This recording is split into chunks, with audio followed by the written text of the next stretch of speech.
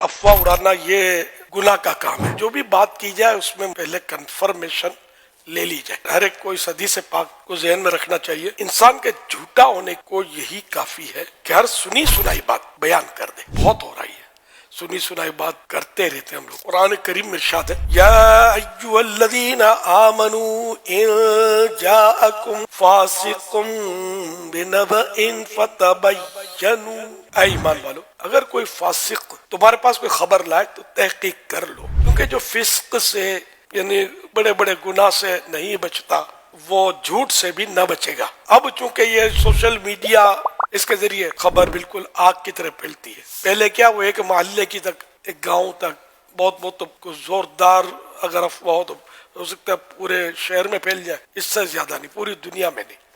लेकिन अब ये आला जो है ये पूरी दुनिया में पहुंच सकता है। इस आले के जरिए नेकी भी ज्यादा कमाई जा सकती है और गुनाह भी। अगर कोई बुरी चीज है या गलत रिवायत है, वो आंखें बंद करके आपने उसको वायरल कर दी, तो वो जब तक पहुंचता रहेगा, आगे पीछे घूमता रहेगा, अमाल नामे में गुनाह हो सकता है मरने के बाद भी पहुंचता रहे।